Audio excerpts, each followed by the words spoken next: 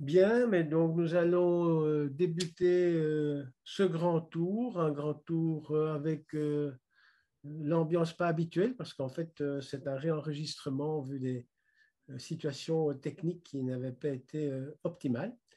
Mais donc c'est le docteur Moussaïd, là, qui est candidat spécialiste de troisième année en médecine interne à Braine, qui va nous présenter un cas au départ complexe et elle va nous aider à résoudre cette complexité. Fatima, c'est à toi. Merci, docteur. Bonjour à tous. Aujourd'hui, je vais vous présenter un cas intitulé sepsis, anémie et insuffisance rénale. Alors, donc c'est le cas d'une patiente, Madame M, de 54 ans. Comme antécédent médico-chirurgicaux personnel, elle a une hypertension artérielle non traitée, des polypes coliques connus, un bypass gastrique, un syndrome d'apnée du sommeil appareillé comme antécédents chirurgicaux, une cholécystectomie, une appendicectomie. Comme antécédents familiaux, des cas d'adénocarcinome colique chez le père, la grand-mère et deux oncles. Elle ne prend pas de traitement à domicile. Comme mode de vie, elle a une allergie à la pénicilline. Elle ne fume pas, boit de l'alcool occasionnellement et vit à domicile avec son époux. Alors, concernant l'histoire clinique, donc 6 jours avant son admission aux urgences de Braine, Madame commence à présenter de la fièvre avec de l'asthénie, avec une asthénie inhabituelle ainsi que des vertiges. 3 jours avant son admission, elle commence à présenter une dyspnée d'effort. Son état se dégrade avec des frissons, des nausées, et elle décrit un épisode de selle noire. 2 jours avant son admission à Braine, elle se présente aux urgences de Nivelles avec une prise de sang qui était rassurante, une radiothorax qui était tout à fait normale et une PCR Covid négative à ce moment-là. Alors, son état ne s'améliorant pas, 2 jours plus tard, Madame décide de se présenter aux urgences de Braine-l'Alleud. Alors, à l'anamnèse aux urgences, Madame est toujours très, très fort fatiguée, se plaint de pics de fièvre, de frissons et de vertiges, ainsi que d'une dyspnée au moindre effort. Pas de nausées ni de vomissements, pas de douleur thoracique. Elle ne se plaint pas non plus de douleur abdominale ni de troubles du transit. Elle n'a aucune plainte urinaire. Concernant son examen clinique, Madame présentait de bons paramètres, une tension artérielle à 140-50, elle était apyrétique, une saturation à l'air ambiant à 100% et une fréquence respiratoire à 16. À l'examen clinique, on objective effectivement que la patiente est consciente, mais elle est fort fatiguée, très pâle, normalement hydratée, bien orientée dans le temps et dans l'espace, eupnéique au repos et à l'air ambiant. Ses jugulaires sont non turgescentes, pas d'adénopathie cervicale objective à la palpation, une auscultation cardio-pulmonaire sans particularité, un abdomen tout à fait rassurant, souple, dépressible, indolore, avec un péristaltisme présent, pas de défense, pas de rebond, pas d'œdème au niveau des membres inférieurs, des mollets souples et indolores, aucune anomalie au niveau des téguments et un état neurologique tout à fait normal. Alors, pour résumer, nous nous retrouvons donc devant le cas d'une femme de 54 ans qui se présente avec un état grippal qui est apparu brutalement 6 jours avant son admission. Et comme principale plainte, une asthénie, de la fièvre, des frissons et une dyspnée au moindre effort. Et elle signale un seul épisode de selle noirâtre 24 heures avant son admission. Alors, passons maintenant aux examens complémentaires qui ont été réalisés aux urgences. Donc, tout d'abord, une prise de sang. À la prise de sang, on remarque quand même une hémoglobine à 5,5, des plaquettes diminuées, des globules blancs à 20 000 avec une prédominance neutrophilique, des dédimères augmentés. Pour le reste de la prise de sang, sodium et un potassium normaux, bicarbonate diminué, une insuffisance rénale sévère avec 11 de créate et une clairance de la créatinine à 4. On remarque également des LDH augmentés ainsi qu'un syndrome inflammatoire à 130. À la gazométrie, on n'objective pas de lactate, donc les lactates sont à 0,8. Elle a une acidose métabolique avec une légère acidémie. Pour le reste des examens complémentaires, donc elle a un ECG qui est rassurant, une par rapport à la microbiologie, l'EMU a été négatif, une PCR Covid est revenue positive et 4 paires d'hémocultures ont été prélevées aux urgences. Un scanner thoraco abdominal à blanc a été réalisé en urgence, qui ne montre pas de signe de pneumopathie Covid au niveau thoracique, ainsi qu'une absence d'urétero-hydronéphrose ou d'uropathie obstructive qui aurait pu expliquer cette insuffisance rénale assez importante, aiguë assez importante. Le reste de l'examen, le reste de l'imagerie est normal. Donc pour résumer, on se retrouve devant une anémie microcytaire à 5,5 grammes par décilitre. J'avais oublié de mentionner l'aptoglobine qui était à la limite inférieure. Une CRP à 130 avec une hyperleucocytose, une insuffisance rénale aiguë sévère, une bilirubine directe normale, des LDH augmentés et une diminution des plaquettes. Alors, petit rappel concernant l'anémie. Quand on se retrouve devant une anémie, par où peut-on commencer? Tout d'abord, on peut commencer par demander les réticulocytes, ce qui nous permettra de distinguer donc, entre une anémie hyperrégénérative en cas de réticulocytes augmentés ou hyporégénérative si le taux est normal ou diminué. Dans ce cas-là, on va plus se tourner vers le volume corpusculaire moyen pour faire notre diagnostic différentiel entre les anémies microcytaires, normocytaires ou macrocytaires. Dans le cas d'anémie hyperrégénérative, là, on réalise un bilan hémolytique. S'il est négatif, se pose donc la question d'une possible hémorragie aiguë. Et s'il est positif, là, on se retrouve devant une anémie hémolytique. Oui, bon, Oui. à ce stade-ci, évidemment, avec les selles noires, bon, on pourrait imaginer qu'il y a un syndrome hémorragique qui devrait être vraiment extrêmement significatif pour amener une hémoglobine à 5,5. Bon, comme tu le dis, on aurait dans ce cas également une poussée réticulocytaire et on pourrait expliquer éventuellement aussi les blancs augmentés. Enfin, une hémorragie qui donnerait 5,5 grammes d'hémoglobine, on s'attendra à voir des signes hémodynamiques, ce qui n'est pas le cas ici. Et donc, bien sûr, il faut rechercher la présence de sang dans les selles. Le cas échéant, faire quand même une OGD, mais c'est sûrement un bilan d'hémolyse qui est nécessaire. Tout à fait. Et alors, que fait-on? Alors, bon, un petit mot sur les anémies hémolytiques. Quand on se retrouve dans une anémie hémolytique, il faut faire un test de Coombs pour distinguer une hémolyse auto-immune d'une hémolyse non auto-immune. Alors, concernant les hémolyses auto-immunes, on a des anémies hémolytiques à anticorps chauds ou froids qui peuvent se retrouver dans des cas d'infection, de maladies rhumatismales, de lymphome ou encore parfois causées par des médicaments. Une hémolyse alloimmune après une réaction, sur réaction transfusionnelle ou transplantation de cellules souches. Et concernant les hémolyses non auto-immunes, on a des causes congénitales et des causes acquises. Congénitales, des hémoglobinopathies, comme des thalassémies, des enzymopathies, un déficit en G6PD, membranopathie, comme les sphérocytoses par exemple. Et comme cause acquise, on peut parler des microangiopathies thrombotiques, de l'hémoglobinurie paroxystique nocturne, en cas de sepsis important, de brûlure sévère, de sténose aortique, etc. Donc, pour revenir à cette prise de sang, quelle autre analyse pourrait-on éventuellement demander, donc, qui pourrait nous aider, nous aiguiller un peu plus par rapport à par rapport à l'étiologie de cette anémie? Alors, il est clair ici, bon, d'après ta dia précédente, on voudrait d'abord voir si c'est régénératif ou pas. Oui. Par ailleurs, le fait d'avoir une insuffisance rénale grave peut déjà orienter vers une cause complémentaire. En plus, l'haptoglobine n'était pas effondrée, ce qu'on aurait pu s'attendre quand même dans un cas d'anémie hémolytique sévère, comme c'était le cas ici. Mais enfin, les choses sont susceptibles d'évoluer, Oui. surtout en présence d'un syndrome inflammatoire également, parce qu'il y avait quand même 140 de CRP.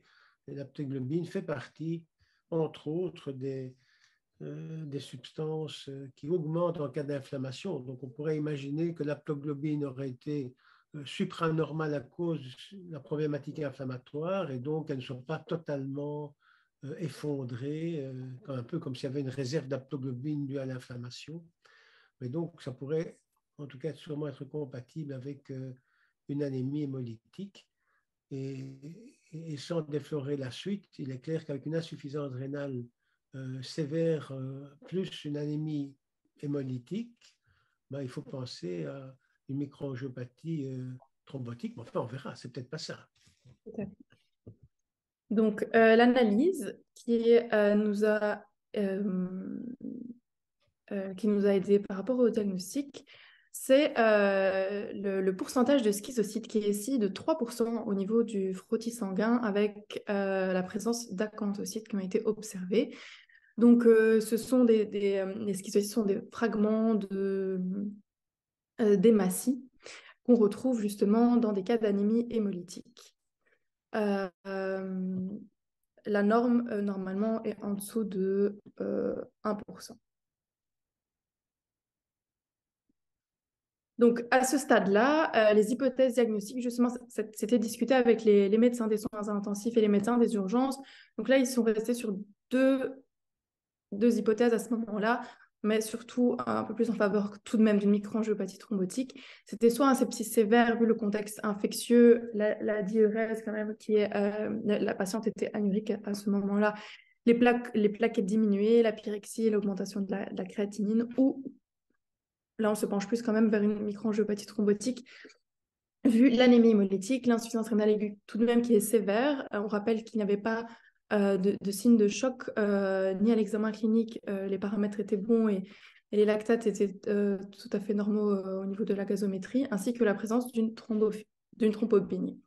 Donc, la patiente a directement été transférée aux soins intensifs juste après son admission. Peut-être rajouter par rapport à ce diagnostic différentiel-là, quand on regarde la formule leucocytaire, Oui. le temps était à 20 000, mais elle avait quand même 220 éosinophiles. Et donc, j'aime rappeler que dans des situations infectieuses aiguës, en particulier sévères, les éosinophiles sont en dessous de 30, voire parfois à 0. Et donc, déjà, cet élément-là, au niveau de la prise de sang initiale, devait nous faire penser à une cause qui était une cause non infectieuse. Enfin, il faut malgré tout rester prudent et ce ne sont jamais que des éléments prédictifs, mais qui ne sont pas à 100%. Ok. Alors, le bilan réalisé aux soins intensifs. Donc, 4 paires d'hémocultures sont revenues négatives. Une OGD a été réalisée, qui ne montre pas de sang frais ni de sang libéré. Un frottis MRSA positif. Le Coombs direct est négatif. Au niveau de la biochimie sanguine, le complément C3, C4 ont été dosés, ils étaient normaux dans la prise de sang. Les entérites toxiques ont été exclus, Campylobacter shigella et E. coli par PCR au niveau des coprocultures. Une ponction de moelle a été réalisée qui était normale. Une analyse génétique par rapport à d'éventuelles causes de CHU atypiques a été envoyée. Un bilan auto-immun et des sérologies sont revenus négatives et le dosage a été réalisé du coup un dosage de l'Adams-13. Alors, l'Adams-13, qu'est-ce que c'est? Donc, l'Adams-13, c'est une métalloprotéinase qui appartient à la famille des Adams, qui est une protéase spécifique du clivage du facteur de von Willebrand. En cas d'absence ou en cas de déficit de cette protéase, justement, des mégamultimères du facteur de von Willebrand se forment au niveau des vaisseaux avec des microthrombes qui vont être responsables de cette ischémie tissulaire. Alors, concernant les microangiopathies thrombotiques et l'Adams-13, ça peut déjà nous permettre d'aiguiller notre diagnostic. Donc, en cas de déficit sévère en Adams-13, là, on pensera plus à un purpurate thrombotique thrombocytopénique, héréditaire ou acquis. Il existe aussi des causes de PTT auto-immun secondaires, comme une infection au VIH, des pathologies tumorales ou la prise en corps anti-agrégant plaquettaire ou un PTT auto-immun idiopathique. Si cette Adams-13 est détectable au niveau de la prise de sang. Juste, là, on pensera plus à un syndrome hémolytique urémique ou d'autres situations pouvant causer des microangiopathies thrombotiques secondaires, notamment des cancers, chimiothérapie, greffe de cellules souches, un HELP syndrome en cas de grossesse, une hypertension artérielle maligne, une thrombopénie induite par l'héparine de type 2, une CIVD, etc. Donc, par rapport à l'ADAMS 13, il existe donc des scores qui ont été développés pour aider justement le clinicien à distinguer les patients atteints de MAT qui seraient susceptibles d'avoir un déficit sévère en ADAMS 13. Donc, ils sont basés sur l'historique du patient et la prise de sang à l'admission, qui sont deux choses qu'on a généralement très très vite aux urgences. Donc, ça nous permet tout de même d'avoir une idée assez rapide euh, d'un possible déficit sévère en ADAMS 13. Donc, il existe deux algorithmes. Le Plasmic Score qui comprend 7 critères. Ce score, selon certaines études, est tout de même moins fiable chez les personnes âgées de plus de 60 ans. Alors, si 6 à 7% des critères sont présents pour le Plasmic Score, on a tout de même une 62 à 82% de chance d'avoir un déficit sévère en ADAMS 13. Et il existe aussi le French Score qui, lui, est basé uniquement sur 2 critères qui sont le taux de plaquettes et le taux de créatinine sérique. Et si les 2 critères sont présents, alors là, on est à 94% de chance d'avoir un déficit sévère en ADAMS 13. OK, mais donc ça veut dire que dans des situations de maths associées à soit une consommation d'Adams 13, soit un manque de synthèse, on ne s'attend pas à avoir des insuffisances rénales sévérissimes comme ici, puisque ici, finalement, elle n'a aucun des 2 critères. Donc, ces plaquettes sont modérément diminuées et son insuffisance rénale est sévère. Donc, sur ces 2 critères-là, si on suit le score, on ne s'attend pas à avoir un déficit en ADAMS 13. Et donc, on serait plutôt du côté droit de la dia que tu avais montré précédemment, dans des causes de microangiopathie thrombotique, mais non liées à une problématique d'ADAMS 13. Là, il y avait toute une liste et à juste titre, il faut souligner la possibilité d'un cancer sous-jacent avec une microangiopathie liée au cancer, généralement des adénocarcinomes généralisés, mais également une série de situations où ce n'est pas la voie de l'ADAMS 13 qui est concernée, mais plutôt des interactions qui dépendent entre plaquettes et endothélium qui dépendent de différents éléments au niveau du complément. Donc, on serait plutôt de ce côté-là de la dia précédente. Tout à fait. Donc ici, à titre informatif, un algorithme qui permet d'évaluer justement la probabilité de PTT basée sur le jugement clinique et l'assessment de risque, notamment par rapport à ces 2 scores qu'on vient de discuter. Alors, revenons un petit peu à l'histoire de notre patient, donc aux soins intensifs. Discutons un peu de son évolution durant son séjour. Donc, le jour de son admission, elle a directement été admise aux soins intensifs. Vu tout de même ce contexte de ces globules blancs augmentés avec cette CRP, il a été discuté de débuter directement un traitement empirique antibiotique par ceftriaxone et métronidazole.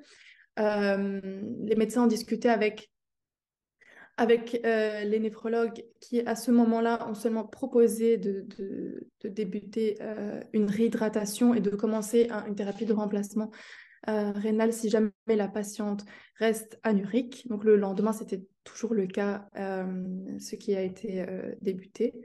Alors, le 8, on remarque une dégradation neurologique brutale, sévère, avec une anurie qui est toujours persistante. Le scanner crâne ne montrait pas de lésion aiguë. Une nouvelle discussion, justement, a été faite à ce moment-là avec les néphrologues et les hématologues qui ont proposé de commencer tout de suite une plasmaphérèse 1 fois par jour jusqu'à la normalisation des plaquettes. Et avant de débuter cette plasmaphérèse, de nouveaux prélèvements ont été envoyés, notamment l'activité anticorps anti-ADAMS 13 et le dosage de protéines du complément. Il a été aussi, ils ont aussi conclu au possible bénéfice de rajouter une corticothérapie par voie intraveineuse. Oui, évidemment, si on prend ce traitement-là, Ça veut dire qu'on reste dans la probabilité qu'on se trouve dans une situation où il y a un manque d'Adam-Stress et que c'est ça le mécanisme physiopathologique, et d'où l'intérêt des plasmaphérèses. Pour être complet, ça devrait être plasmaphérèse plus plasma frais en complément. Maintenant, bon, rappelons que l'effet de la plasmaphérèse dans ces situations, c'est de retirer un éventuel anticorps qui est dirigé contre Adams-13 et qui est responsable de sa diminution. Ici, on a déjà qu'une probabilité faible qu'on soit déjà dans cette situation-là. Alors, jusqu'à la normalisation des plaquettes, ça reste vrai lorsqu'on est devant une microangiopathie thrombotique où à l'avant-plan se trouve une thrombopénie sévère, ce qui n'était pas vraiment le cas ici. Donc, finalement, OK, on est prudent, on met des antibiotiques, on fait une plasmaphérèse, etc. Mais par rapport à la probabilité, on n'est pas dans ces éléments de probabilité ni de sepsis, ni d'Adams-13 abaissé comme responsable du tableau. Donc, finalement, le solimédrol est peut-être une bonne idée dans ce contexte. Et du point de vue néphrologique, enfin, j'imagine qu'ils ont réglé des machines pour soustraire du volume. On était plus dans une situation où il y a une dialyse aiguë qui doit être mise en route avec une créate à 11, sûrement ça qui est un élément quand même important, quoi. Ouais. Et alors, comment ça se passe là après? Donc, par la suite, le résultat pour la DAMS-13 est revenu à 49,7%, qui est légèrement diminué, mais pas significatif pour un PTT. L'état de la patiente sur le plan neurologique a continué à se dégrader avec un EEG qui montre un état de mal épileptique et un traitement par Keppra a été débuté avec la décision d'intuber la patiente et de poursuivre la plasmaphérèse. Par la suite, la patiente s'est réveillée progressivement jusqu'à avoir une réponse neurologique satisfaisante pour pouvoir l'extuber et débuter une hémodialyse et un transfert en salle d'hospitalisation. Peut-être comme cette DRS là avec en rouge l'activité d'Adams-13 qui est réduite de moitié. Comme tu l'as dit, ce n'est pas significatif pour un PTT. Donc, je crois que c'est une remarque quand même importante. Pour que ça soit significatif, il faut vraiment un taux d'Adams-13 effondré en dessous de 10%. Et donc, se dire que c'est à 50%, c'est sûrement pas ça qui donne le tableau clinique.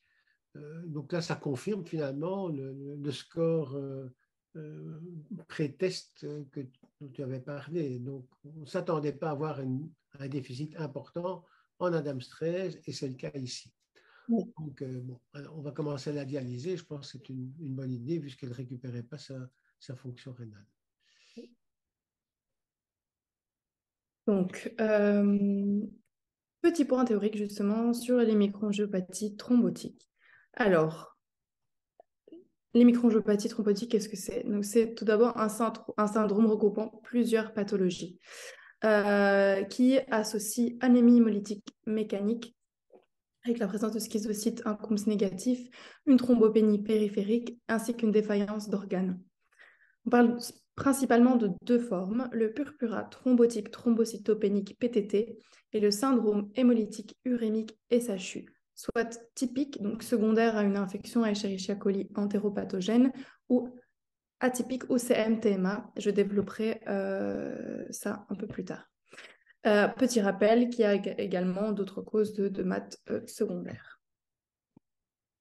Donc, ce qui est important à retenir jusque-là, c'est qu'en l'absence de causes alternatives évidentes, devant une thrombopénie associée à une anémie hémolytique schizocytaire, il faut penser à un diagnostic présomptif de MAT et initier un traitement spécifique en urgence. Petite diagnostic différentiel éventuel de MAT, un syndrome d'Evans, un sepsis sévère, carence en vitamine B12, thrombopénie induite par l'héparine de type 2 ou éventuellement un accès palustre en fonction du contexte clinique. Alors, parlons maintenant justement du syndrome hémolytique urémique et d'une nouvelle nomenclature. Cette nouvelle nomenclature prend en compte l'étiologie, la physiopathologie sous-jacente de la microangiopathie thrombotique. Donc pour le SHU typique, maintenant on parle de Shiga-toxin mediated hemolytic uremic syndrome ou STHUS. Et pour le SHU atypique, on parle de complément mediated TMA, donc CMTMA. Cette nouvelle nomenclature permet déjà, dès le départ, d'avoir une idée de la physiopathologie sous-jacente et de savoir vers où on se dirige et surtout le traitement qui a débuté en urgence. Et ça porte moins à confusion que SHU typique ou atypique. Surtout depuis le développement justement de thérapies ciblées dans le CMTMA qui améliore nettement le pronostic. Donc, par rapport au STHUS, on retrouve plus souvent chez les enfants que chez les adultes, causé par des chigatoxines produites par des bactéries, notamment les Escherichia coli, la souche O157H7 ou Shigella. La guérison est souvent spontanée, mais l'atteinte principalement est rénale. Souvent, on a besoin d'avoir recours à une thérapie d'épuration extra-rénale pour soutenir le patient le temps de la guérison. Concernant la CMTMA ou complément mediated TMA, on le retrouve plus ce cas chez les adultes et c'est causé principalement par des anomalies de gènes codants pour des protéines du complément ou des auto-anticorps agissant contre des protéines du complément, et il existe de nos jours des thérapies ciblées qui sont utilisées en première ligne de traitement. Donc, petit point théorique sur le bilan à réaliser en cas de MAT. Donc, il faut affirmer le diagnostic, une formule sanguine avec réticulocytes, un pourcentage, déterminer le taux de schizocytes sur le frottis sanguin, évaluer les atteintes viscérales, évidemment, la créatinine, un ému, une protéinurie, une imagerie cérébrale IRM sur tous 6 points d'appel cliniques neurologiques d'emblée, ECG, une troponité, la recherche d'un diagnostic différentiel, la réalisation d'un test de Coombs direct ou la recherche de plasmodium si le sort clinique est compatible. Ouais, tout à fait. Et un bilan étiologique, bien sûr, avec une sérologie HIV, des hémocultures, un ému, des coprocultures, une PCR chigatoxine si présence de diarrhée, la recherche de facteurs antinucléaires, d'anticorps antiphospholipides, l'activité de la DAMS13 et la recherche d'anticorps inhibiteurs, rechercher les mutations génétiques des protéines du complément, principalement en testing génétique des protéines CFH, CFI, MCP, CFB, C3, et les anticorps antiprotéines compléments. Le plus fréquent ce sont les anticorps anti-CFH. Bon, ces mutations génétiques, elles seront à considérer vraiment que dans des cas vraiment particuliers, puisqu'elles correspondent quand même à un faible pourcentage des situations de microangiopathie thrombotique. Donc, il est clair qu'on ne va pas tout lancer d'entrée de jeu, d'autant plus que les mutations génétiques, ça prend un certain temps avant d'avoir la réponse. Et donc, si on se retrouve avec une activité ADAMS13 effondrée, ben alors on n'a plus besoin de penser à ce type-là de physiopathologie. Donc, les examens vont se faire séquentiellement, voilà, pour éclaircir finalement la situation clinique. Alors, c'est important par rapport aux mutations génétiques parce que là, ce sont des situations qui peuvent éventuellement récidiver. Donc, si on se trouve dans telle situation, notamment chez les gens plus jeunes, ça vaut la peine de savoir si on a un risque de récidive de cette MAT, quoi. Ouais. Oui, exactement. Alors, par rapport au dosage sérique de biomarqueurs, ici, dans le cas de notre patiente, ça a été réalisé, mais il n'est pas recommandé. Et des examens pré-transfusionnels, évidemment. Alors, le traitement spécifique en cas de microangiopathie thrombotique, on a les échanges plasmatiques qui ont nettement amélioré justement la mortalité en cas de PTT ou encore de CMTMA. Alors, une fois qu'on a les résultats de la DAMS13, si on objective effectivement un déficit sévère, alors on va poursuivre la plasmapérèse. Si le taux est normal et qu'on se dirige vers un autre diagnostic, là éventuellement il pourra être discuté d'arrêter ces échanges et partir vers une autre piste diagnostique. Si la CMTMA, donc Complement Mediated Microangiopathie thrombotique, devient le diagnostic le plus probable. Là, il existe des thérapies ciblées qui existent de nos jours. Pour le STHUS, les échanges plasmétiques ne sont pas recommandés, l'intérêt est incertain. Et pour les microangiopathies thrombotiques secondaires, là, il faut absolument traiter la pathologie sous-jacente. Évidemment, dans les CHU anciennement appelés atypiques, donc celui qui est médié par le complément, comme tu as montré, ça peut être des causes génétiques, mais ça peut aussi être également des anticorps. Donc, il y a des causes auto-immunes à ce type-là également des CHU. Et donc, la plasmaphérèse, de ce point de vue-là, pourrait également être utile. Mais vraiment dans une situation vraiment peu fréquente, mais enfin, c'est des choses qui arrivent. Donc ce n'est pas une erreur d'avoir débuté, surtout que la malade n'était quand même vraiment pas bien du tout, d'avoir débuté plasmaphérèse dans cette situation. Donc, par rapport au traitement de support, alors, une surveillance aux soins intensifs est absolument nécessaire. Un contrôle tensionnel, l'hypertension artérielle favorise les lésions endothéliales, une supplémentation en folate, la transfusion de concentrés érythrocytaires. Il est important de savoir que la transfusion préventive de plaquettes est absolument contre-indiquée, même en cas de thrombopénie profonde ou procédure invasive. Bon, ça se discute en fonction des procédures invasives, évidemment, car ça aggrave le phénomène thrombogène et l'état neurologique avec des morts subites qui ont été objectivées. Seules les hémorragies qui engagent le pronostic vital peuvent justifier des transfusions plaquettaires. Alors, une petite dia concernant le PTT et différentes cibles, avec les différentes cibles thérapeutiques. Donc, on a des thérapies de remplacement, en cas de déficit de la protéine de la DAMS13, donc on a les plasmathérapies, les plasmaphérèses ou des supplémentations en ADAMS13. En cas d'auto-anticorps dirigés contre la DAMS13, pardon, on peut débuter des traitements immunosuppresseurs, des corticoïdes, pardon, le rituximab ou encore des anticorps monoclonaux comme l'éculizumab que je discuterai un peu plus loin. En cas de déficit non. Un autre anticorps que je vais discuter plus tard, c'est le caplacizumab qui permet l'inhibition des agrégations du facteur de von Willebrand. Alors ici, je ne vais pas m'attarder sur cette dia, c'est un petit rappel, donc un petit algorithme pour le traitement du PTT acquis en cas de réponse ou pas à la plasmaphérèse.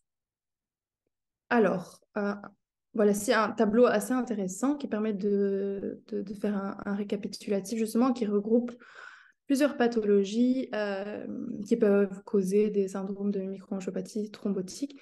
Enfin, des microangiopathies thrombotiques. Alors, on a des causes héréditaires ou des causes acquises. Et bien sûr, un rappel pour les causes secondaires qu'il ne faut pas négliger, comme l'hypertension maligne, les maladies auto-immunes, syndrome antiphospholipides, un lupus, CVD, un sepsis, etc. Alors, dans le cas de notre patiente, le diagnostic qui a été retenu est celui de complément mediated PMA dans un contexte d'affection au SARS-CoV-2 virus. Concernant le suivi de Madame M, donc Madame M, à la sortie de son hospitalisation, a débuté un traitement par eculizumab, dont je vous ai parlé un peu plus haut, je vais détailler plus tard, le Soliris, à Saint-Luc, une injection par semaine, avec le dosage de protéines du complément qui sont en cours.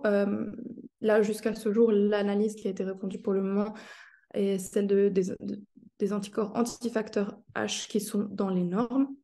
Elle est encore dialysée 3 fois par semaine à l'hôpital de Braine-l'Alleud. Concernant son suivi neurologique, il y a une amélioration avec des EEG de contrôle qui sont rassurants et un sevrage progressif en Keppra a été débuté récemment. Alors, concernant l'éculizumab, donc le Soliris, qu'est-ce que c'est? C'est un anticorps monoclonal qui est dirigé contre la fraction C5 du complément. Il agit sur la régulation de la voie alterne du complément. Il est approuvé en première intention du traitement d'une CMTMA chez l'enfant et chez l'adulte. Et une vaccination contre le méningocoque et des germes encapsulés est recommandée. Alors, cet anticorps empêcherait la formation d'une membrane attaque complexe qui serait responsable des lésions endothéliales. La durée des traitements, évidemment, donc, il n'y a pas de durée précise des traitements par Soliris. Ça doit toujours être une discussion multidisciplinaire en fonction de la rémission du patient, bien sûr, ou si présence d'un variant génétique du complément, comme vous avez dit plus tôt, en cas de présence justement d'un variant génétique, là, les risques de récidive sont quand même plus importants, un suivi plus rapproché est nécessaire, et donc c'est un peu la durée du traitement est à évaluer au cas par cas. Alors, le caplacizumab, ici, c'est un anticorps humanisé qui cible le domaine A1 du facteur de von Willebrand, inhibe l'adhésion des plaquettes au sous-endothélium via le facteur de von Willebrand. Il est indiqué chez les adultes ou adolescents de plus de 12 ans et plus de 40 kg qui présentent un épisode de PTT acquis. Il est toujours associé aux échanges plasmatiques et à un traitement immunosuppresseur. Oui, je reviens un peu sur cette dia parce que je trouve que cette dia est vraiment intéressante parce qu'elle associe les aspects thérapeutiques et la physiopathologie. Elle montre donc que les échanges plasmatiques vont d'une part retirer d'éventuels anticorps anti-Adams-13 et en ajoutant du plasma frais ou éventuellement du Adams-13 recombinant, suppléer au manque d'Adams-13. Donc il faut savoir que au tout début, quand on ne connaissait pas l'Adams-13, le traitement de ces patients, c'était du plasma frais. Et finalement, on supposait qu'il manquait quelque chose là-dedans et qu'on allait arranger. Donc, c'était plus des études observationnelles. Et finalement, la plasmaphérie, les échanges plasmatiques étaient apparus comme nécessaires à cause des gros volumes de plasma frais qu'on devait administrer. Donc, ça donnait une surcharge. Donc, plus que les patients avait un certain degré d'insuffisance rénale. C'est après qu'on a compris seulement, une fois la découverte de l'Adams-13, ce qu'on faisait. On a compris que les deux éléments étaient intéressants et complémentaires en fonction de la situation. Bon, dans des déficits héréditaires en Adams-13, mais finalement, l'adjonction de plasma frais n'est pas utile. L'adjonction de plasma frais est utile et la plasmaphérèse n'est pas utile. On n'a pas à soustraire les auto-anticorps. Puis le deuxième volet, là, il est plus distal par rapport au problème. Là, c'est interagi directement dans l'interaction plaquette von Willebrand et donc le mécanisme qui va donner finalement ces épisodes thrombotiques. Et donc là, le caplacizumab a toute sa place. Et puis le troisième volet, là, c'est quelque chose également de proximal, puisque l'immunomodulation va être nécessaire dans des situations de maladies auto-immunes et de production d'anticorps. Donc, cette dia est un bon résumé de l'ensemble de la problématique, en tout cas des situations où ce n'est pas le complément qui est en cause, mais dans des situations, je dirais, plus classiques et plus fréquentes de microangiopathie thrombotique primitive, disons. OK. Et après? Alors, ici, un petit tableau récapitulatif de la classification des angiopathies thrombotiques. C'est un petit résumé et du traitement adéquat. Et donc, dans le contexte de notre patiente, effectivement, donc, le SARS-CoV-2 virus a été associé à des états prothrombotiques et donc il a été rapporté dans la littérature que ça pouvait quand même causer des microangiopathies thrombotiques secondaires au SARS-CoV-2 virus. Il faudrait revoir dans ce papier, évidemment, le détail de la physiopathologie, de voir comment était la dame Stray chez ces malades. Nous avons eu des cas où la dame Stray était effondrée, donc plutôt avec une réponse auto-immune secondaire au SARS-CoV-2 qui générait des anticorps anti-Adam stress. Ici, on serait, mais il faudra un petit peu voir la suite des résultats qui vont rentrer dans une situation où ce seront plutôt des anticorps dirigés euh, contre certains éléments du complément impliqués dans cette interaction plaquette von Willebrand-endothélium. Bon, maintenant, on peut quand même se poser la question, c'était une dame bon, pas jeune, point 1. Point 2, on a quand même l'impression que ses symptômes ont débuté alors que sa PCR Covid était négative. Donc, est-ce qu'il y a vraiment une association claire entre les deux? Et 3, bon, toutes les causes secondaires de maths, est-ce qu'elles ont vraiment été écartées? Et je pense notamment à la possibilité d'un cancer sous-jacent qui Tout pourrait à être fait. à l'origine de ce tableau. Bon, généralement, la mortalité des microangiopathies thrombotiques dans le cancer est vraiment effroyable, sauf dans des situations de cancer qui pourraient répondre à une chimiothérapie rapide. Donc déjà l'évolution qui n'est au final pas trop défavorable et contre cette hypothèse, mais bon, il faut quand même discuter malgré tout la place d'un PET scan, par exemple, à la recherche d'un éventuel néo sous-jacent. D'accord. Et alors? Et donc, pour conclure, quelques take-home messages. Donc, devant une anémie hémolytique mécanique et une thrombopénie toujours pensée au MAT, qui est une urgence médicale, on a deux entités principales, le PTT et le SHU. Rechercher des causes secondaires et un facteur déclenchant. L'importance du dosage de la dame stress qui peut nous aiguiller assez vite dans notre démarche diagnostique. Le traitement par plasmaphéreuse a débuté en urgence. Bon, ici, j'ai effectivement oublié de reparler des thérapies ciblées qui existent maintenant, qui sont indiquées en première ligne et qui sont très, très importantes. Et bien sûr, la transfusion de plaquettes qui est contre-indiquée, sauf si le pronostic vital est en jeu. Et en particulier ici, puisqu'il n'y avait pas d'hypoplaquettose Oui, sévère. tout à fait. OK, bien. Merci Fatima pour ce cas intéressant qu'on a eu l'occasion de partager en direct, mais dans des conditions, je dirais, moins favorables en termes de transmission, en particulier du son. Et voilà, moi, il y aura un résumé clair pour ceux qui veulent le revoir sur la chaîne YouTube. Mais voilà, et à la semaine prochaine. Au revoir. Merci beaucoup. Au revoir.